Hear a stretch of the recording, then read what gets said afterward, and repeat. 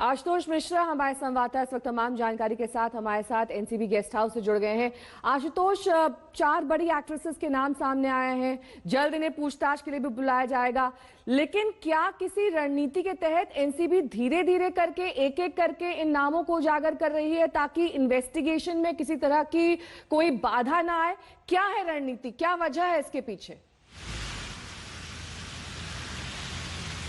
नेहा, ये सारे जो नाम सामने आए हैं ये बेहद रसूख वाले हैं, पैसे वाले हैं, ए लिस्टर सेलिब्रिटी हैं, और जब आप इन तक पहुंच बनाते हैं तो आपका केस मजबूत होना चाहिए। और अगर इसको ऐसे समझना हो तो आप रिया केस को समझ लीजिए कि कैसे रिया तक एनसीबी का शिकंजा कसा। उन्होंने पेडलर्स को पकड़ा, ये एस्टेब्लिश किया केस में कि पेडलर्स के जरिए ड्रग्स कैसे इन सितारों तक पहुंचा। अभी तक तो जो जांच पड़ताल हो रही है उसमें व्हाट्सएप चैट है जो एक टेक्निकल एविडेंस है। फिर इनके बयानों को एनसीबी आधार बना रही है 67A के तहत, सीआरपीसी के तहत, कि एनडीपीएस एक्ट में ये जो बयान है ये कोर्ट में मान्य होते हैं, एडमिसिबल एक्ट हो जाएंगे।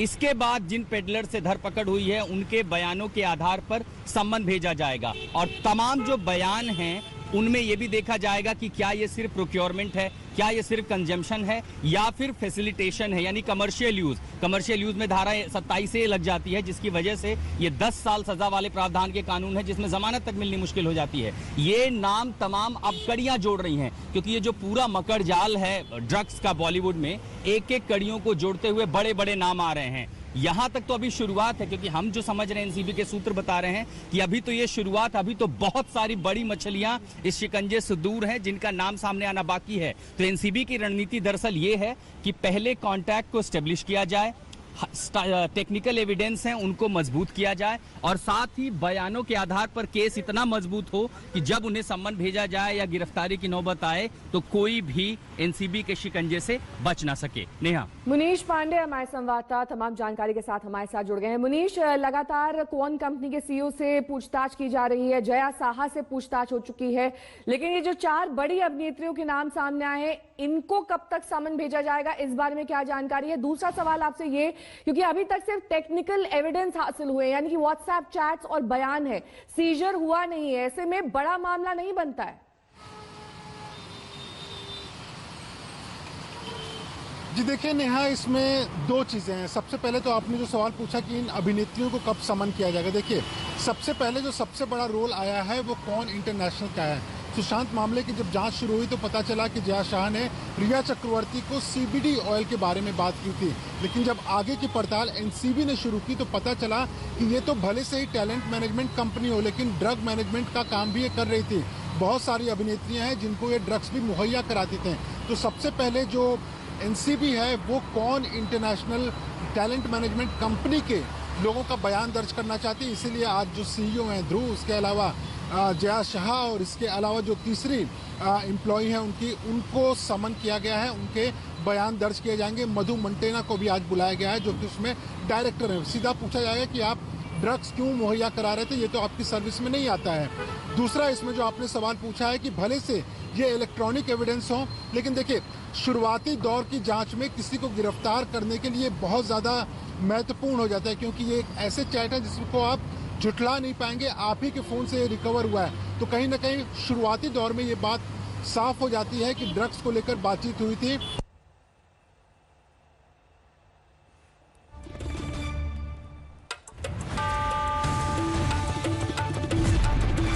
बॉलीवुड ड्रग्स कनेक्शन मामले की जांच टैलेंट मैनेजमेंट कंपनी क्वान के कर्ता धर्ता तक पहुंच गई है। दरअसल ज्यादातर ड्रग चैट्स में सामने आए नाम जया साहा और करिश्मा दोनों ही क्वान कंपनी की मैनेजर हैं। रिया चक्रवर्ती, श्रद्धा कपूर, सारा अली खान, सिमोन खंबाटा, रकुलप्रीत सिंह, नम्रता शिरोडकर, दीपिका पादुकोण और अब दिया मिर्जा।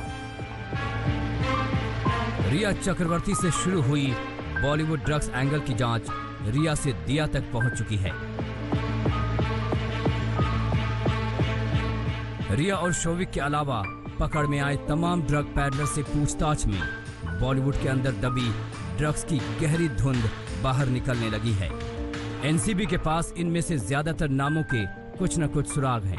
किसी की ड्रग्स चैट तो किसी के खिलाफ पावना के बोटमैन की गवाही। ड्रग्स गैंग की पोल खोलने वाले रिया और शोविक तो सराफों के पीछे हैं। लेकिन बाकी बड़े नामों तक एनसीबी कब और कैसे पहुंचेगी, ये सिर्फ एनसीबी को ही पता है। सूत्रों का दावा है कि बारी बारी से इन सभी को पूछताछ के लिए बुलाया जाएगा। दीपिका पादुकोण, श्रद्धा कपूर, नम्रता शिरोडकर के व्हाट्सएप चैट जया शाह के साथ जिसमें ड्रग्स को लेकर बातचीत हो रही है वो तो सामने आ चुका है, लेकिन ऐसे कई बॉलीवुड सेलिब्रिटीज हैं जिनके ड्रग्स को लेकर चैट नारकोटिक्स कंट्रोल ब्यूरो के सामने है और वो सभी नारकोटिक्स कंट्रोल ब्यूरो के रडार पर हैं। लेकिन सबसे पहले नारकोटिक्स कंट्रोल ब्यूरो की टीम सारा अली खान, श्रद्धा कपूर, रकुल प्रीत सिंह और सिमोन खंबोटा से पूछताछ करना चाहती है। उसके बाद आने वाले दिनों में दूसरे सितारों का नंबर आएगा। हालांकि बाकी बड़े नाम अभी तक खुद पर लगे आरोपों को लेकर खामोश हैं, लेकिन दिया मिर्जा ने आरोपों को नकारने में देर नहीं लगाई। सूत्रों के मुताबिक 2 ड्रग पैडलर्स अनुज केसवानी और अंकुश ने एनसीबी को दिया का नाम बताया है। आरोप है कि दिया मिर्जा की मैनेजर उन्हें ड्रग्स पहुंचाती थी और ये मैनेजर कोई और नहीं बल्कि अनुज की गर्लफ्रेंड है, लेकिन दिया कह रही है कि सब बेबुनियाद है। मैं इस खबर को सिरे से खारिज करती हूँ क्योंकि ये गलत, निराधार और गलत इरादों के साथ किया जा रहा है। इस तरह की गलत रिपोर्टिंग से मेरी प्रतिष्ठा पर सीधा असर पड़ता है। ये मेरे करियर को नुकसान पहुँचाने वाला है जिसे मैंने सालों की मेहनत से बनाया है। मैंने अपने जीवन में कभी भी न तो ड्रग्स खरीदी है और न ही इसका सेवन किया है। मैं कानूनी रास्ता अपनाऊंगी। मेरे साथ खड़े लोगों का धन्यवाद। ड्रग कनेक्शन में अभी तक जितने भी खुलासे हुए हैं उनका संबंध किसी न किसी रूप में जया साहा से जरूर है। इसी वजह से एनसीबी लगातार जया साहा से पूछताछ कर रही है। मंगलवार को लगातार दूसरे दिन एनसीबी ने उससे व्हाट्सएप चैट दिखाकर पूछताछ की। सवाल जवाब के दौरान कई अहम जानकारियां हाथ लगी। सूत्रों के मुताबिक जया साहा ने एनसीबी को बताया कि उसने श्रद्धा कपूर के लिए सीबीडी ऑयल का इंतजाम किया था। श्रद्धा के लिए सीबीडी ऑयल ऑनलाइन मंगाया। नम्रता शिरोडकर के चैट को लेकर कहा कि चैट तो उसके हैं पर कुछ याद नहीं। साथ ही सुशांत, रिया, फिल्म निर्माता मधु मांटेना वर्मा और खुद के लिए भी सीबीडी ऑयल मंगाने की बात जया ने कबूली है।